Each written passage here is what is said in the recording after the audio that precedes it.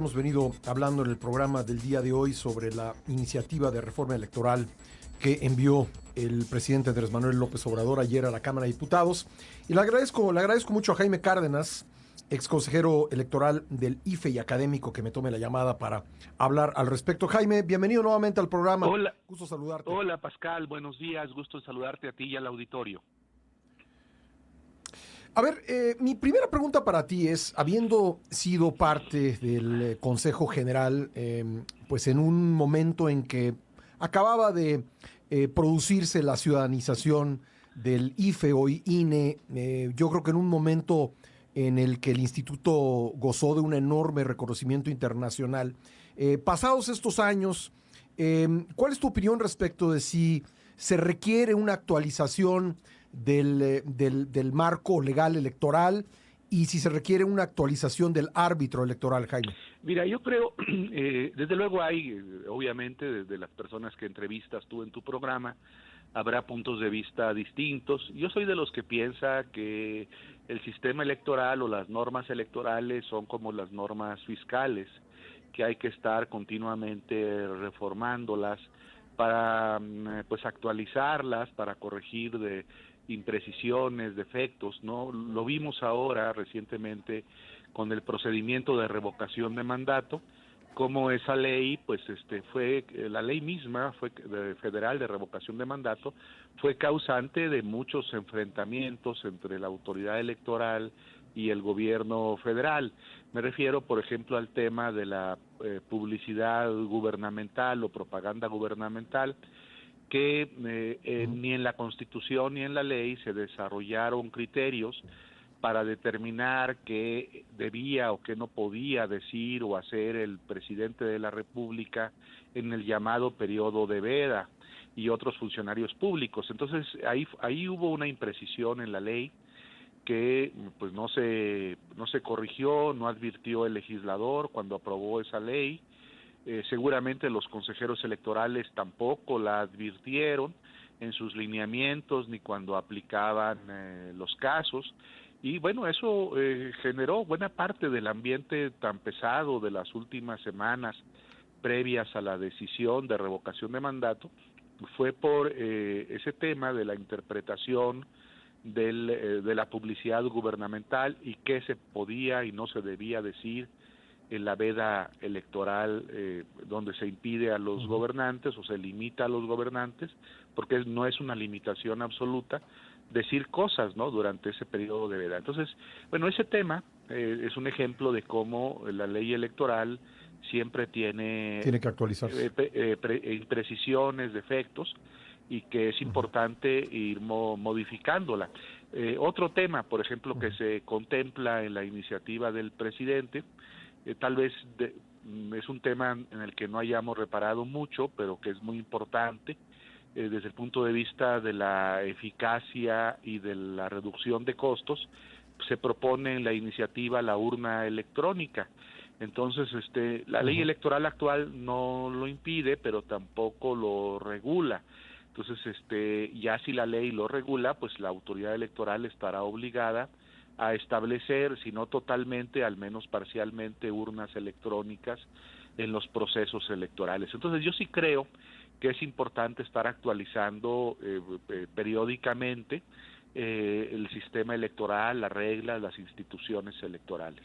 Y en cuanto al tema de si los consejeros o los magistrados deben ser electos por los ciudadanos, esto que tú decías de la ciudadanización, pues efectivamente lo que se logró en el año 96 fue que los consejeros, y tal vez antes, en el año 94, con los consejeros ciudadanos, fue que los consejeros y magistrados ya no fueran designados por un solo partido, por el antiguo PRI, sino que eran designados por acuerdo entre los partidos mayoritarios, con el PAN y a veces con el PRD. Entonces la ciudadanización consistió en eso, en un nombramiento, en el nombramiento de consejeros y magistrados, en donde intervienen distintos partidos y no solamente uno. Entonces tal vez sea momento de pensar en un nuevo método para la elección o designación de consejeros y magistrados. Y en ese punto, claro, con algunos matices que yo haría, estoy de acuerdo con la propuesta del presidente. Ahora, hay quien dice que bueno, no se nos puede pedir a los ciudadanos que sepamos distinguir entre alguien que pueda hacer bien el trabajo desde el punto de vista técnico y quien no. ¿Cómo resolver ese dilema? Pues mira, yo creo que eso podría ser materia, si la reforma se aprobara, que se ve difícil por la reacción de la oposición, se podría resolver en la legislación secundaria. La propuesta es que los poderes públicos, el ejecutivo, el legislativo, el judicial, propongan nombres y que esos nombres hagan una suerte de campaña en tiempos de radio y televisión, sin ser apoyados por partidos, sin recibir financiamiento público, sin ser apoyados por empresarios o grupos de interés, y los ciudadanos se elegirían. Bueno, ahí, por ejemplo, esto que tú me dices, ¿y el mérito dónde queda? Yo creo que la propuesta que haga, por ejemplo, el Poder Legislativo de 20 nombres, o de los nombres que van a proponer también para el Tribunal Electoral, pues no podría ser caprichosa ni subjetiva, sino que cada poder público, el judicial, el legislativo, el ejecutivo, tendrían que realizar previamente una convocatoria a los ciudadanos, una convocatoria para que realizaran un examen de mérito, y las propuestas que hiciese cada poder, pues tomarán en cuenta el mérito de las personas, ¿no? Los mejor calificados en esos exámenes de conocimientos técnicos, electorales, personas que no tengan antecedentes penales, que tengan una hoja de vida irreprochable, pues tendrían que integrar las listas, ¿no? Y esas son las personas que competirían entre sí para ser electos por los ciudadanos. Entonces creo que el tema del mérito y del conocimiento técnico y de la experiencia se podría resolver diciendo que la ley secundaria establecerá las condiciones de mérito, de méritos que deben reunir los candidatos para ser propuestos por cada poder público. Pues eso es el tema de matiz, ¿no? Es como el otro tema que hoy lo leía en algunos medios de comunicación impresos sobre las listas, donde dicen, no, pues es que esas listas por estado no le permiten proporcionalidad al sistema. En realidad se va a favorecer a los partidos mayoritarios con el sistema de listas estatales para elegir diputados, senadores, diputados locales. Entonces hay que pensar en algo distinto, ¿no? Pues sí, se puede pensar en cosas distintas.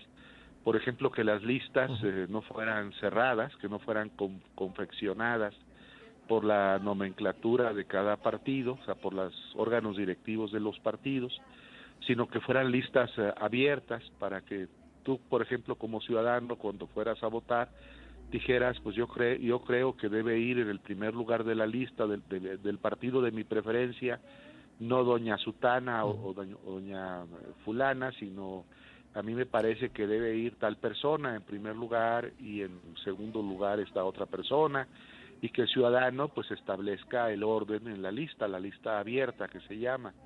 Esto pasa en algunos países, creo que en Uruguay pasa eso, Sí, ¿no? en Uruguay pasa eso, entonces sería muy importante, ¿no?, que las listas fuesen abiertas, y a lo mejor decirle al presidente, pues está bien, vamos con su reforma, pero en lugar de listas nacionales, estatales, para que sea más proporcional el sistema electoral, pues que los 300 diputados fuesen electos en una lista nacional, ¿no?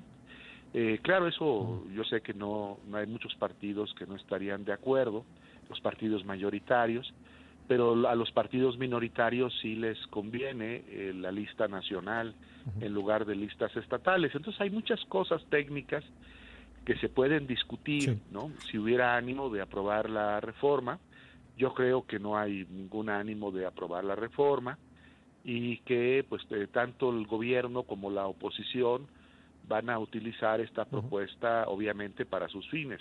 La oposición para decir es una locura, tal, y el gobierno para decir, vean, la oposición no quiere elecciones que nos cuesten menos, no quiere tener menos diputados, no quiere tener menos senadores, no quiere que los ciudadanos elijan a las autoridades electorales, la soberanía reside en el pueblo, etcétera, ¿no? Entonces, va a ser parte de del debate político y de la propaganda durante los procesos electorales que se avecinan, ¿no? Como en el tema de la reforma Pues eléctrica. lo estaremos, sí, lo estaremos viendo, Jaime, y si tú nos permites, conforme avance esta discusión, pues estaremos pidiendo tu punto de vista, que nos parece muy relevante, y quiero mandarte un abrazo con mi agradecimiento. No, a ti, Pascal, es un placer estar contigo en tu programa y con tu auditorio. Buenos días, hasta luego. Gracias, gracias, es Jaime Cárdenas.